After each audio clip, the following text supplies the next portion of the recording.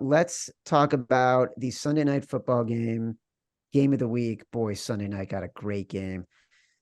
Miami Dolphins visiting the Philadelphia Eagles. The Eagles are 1.5 points favorites. According to Bet365, these two teams have the second shortest odds to win their conference, and third and fifth, with the Eagles and Dolphins respectively, shortest odds to win the Super Bowl. This is the big one. All the money is on Philly. Wise guys like Philly. Majority of the tickets on Miami. Makes sense. The line has moved. It was at 2.5. Now it's at 1.5. Last week against the Jets felt like a game the Eagles just had to get out of their system, right? Like they had been playing on the edge of mistakes and just not getting burned by it. Last week they played a defense that burned them. Something tells me that this could be an important game for you. Simon says. Got to grab the 1.5 while you can. A bunch of books are still showing 2.5. So I easily could see it going back up to 2.5. Depends on what book, but you can get it at 1.5 I'm seeing 5 books right now. So easiest bet of the week. Like this might not be a real big bet for your boy. What do we know about this Miami team? They have a bad defense, a defense that when they play bad teams, they don't care about giving up a ton of yards. All they got to do is stop in the red zone because they know their offense is going to score for them. But we saw in that Bills game, Tua and pressure, that's the kryptonite. Like if you got a front four that can get pressure with just rushing four, that's how you beat this Miami team. What do we have here in this Eagles team? One of the best D-lines in all of football. Jalen Carter is supposed to be back. Apparently they took him out last week just so they didn't want to push it. They wanted to rest him last week against the Jets. Same with Darius Slay. They're supposed to both be back for this Sunday night game. Catching the Eagles after a really bad loss, it feels like the perfect spot to back a veteran team at home in prime time under a field goal against, one of the most hyped offenses we've ever seen in all of football. Like, I got no doubt that the Miami will be able to put up points and get their own.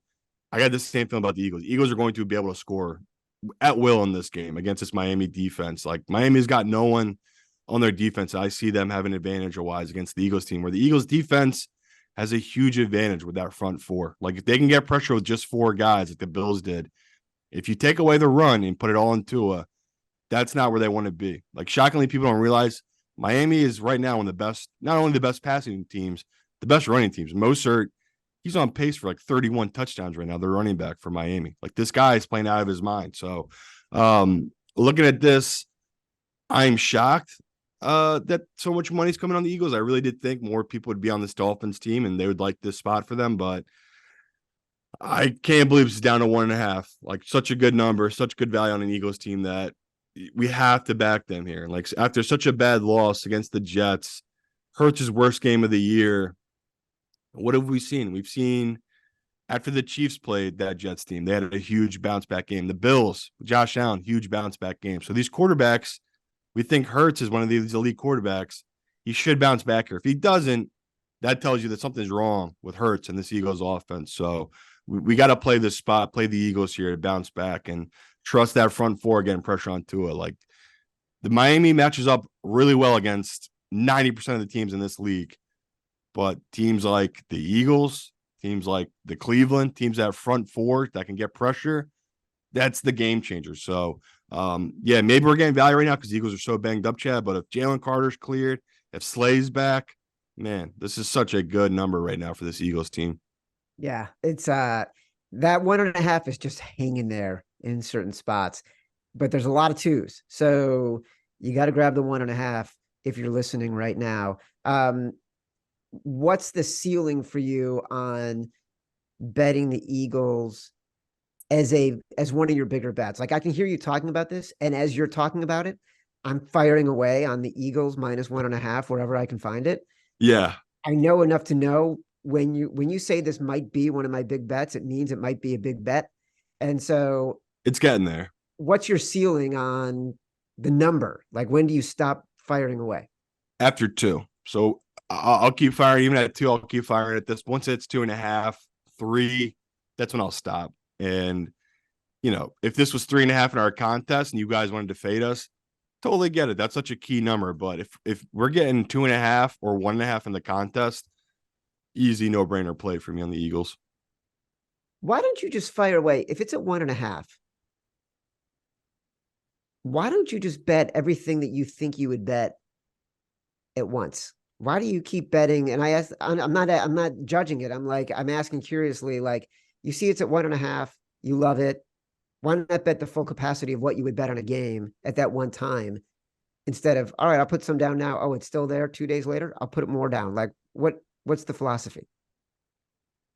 And there's a lot that goes into it. Again, I'm people don't understand. Like, again, people talk a shit ton of shit to me, and I'm not gonna go on a soapbox here, but I was a millionaire in my 20s before I met Chad, and now I'm a millionaire in my 30s living in Hawaii. And to get money down, I have to pay a lot of people, and they're called runners. And the biggest thing is not getting up on the radar. So obviously, if I come in, me, myself, and I, and put 50K on the Eagles, that number would move against me, right? But if I'm sending nobodies $1,000 here and there at a time, so I started Sunday night, and now we're here. What is it? Tuesday, 8 a.m. I'm probably up to almost six figures now, but all in small increments. So I'm not really popping up on the radar. That's how I get good value on these lines. So, yeah, do I want to just come in heavy handed right now and just be like, yeah, give me six figures on this Eagles team? Yeah, but it doesn't really work that way. And a lot of stuff goes into that. So, yeah, don't worry. I'm getting the money down, but it's one of these where I'll bet it all week. And then by Friday, if it's still at this number, I can get way more money down than I can right now. Because right now, the books, even the best books in America, they limit you early in the week because they don't want to have a bad position either. So, all these things like Ravel tweets out, oh, this is a 200K bet on this team. You ever notice that always comes late in the week? It's not early in the week, those tweets. And that's for a reason. Like these books, even if you're an amateur bettor, they're not going to take huge money early in the week because they just don't want to have that kind of thing where it's like, okay, now we need Miami money, wherever that book will need a certain amount of money to offset those big bets. So, yeah, I wish I could get more down right now, Chad, but it's just the song and dance, the way I play it, it's just little bets right now. Little bets for me is a couple thousand. So it adds up quick. Like if you do a couple $1,000 bets, all of a sudden you're up to 50K. So that's how I do. I just don't put a ton lump sum down on one number right away. You know what? I'm not worried about your ability to get money down. I'm worried that it took me about 4 years to ask that question. And it's funny because every time we talk about it, you're like, yeah, I'm going to keep hitting it, keep hitting it. I'm like, why does he keep hitting it? Am I doing something wrong? And now that makes sense. I'm not doing something wrong. I don't need to find 15 people to get my money down. I can do it. I can do it on my phone. All right. Just staying off the radar.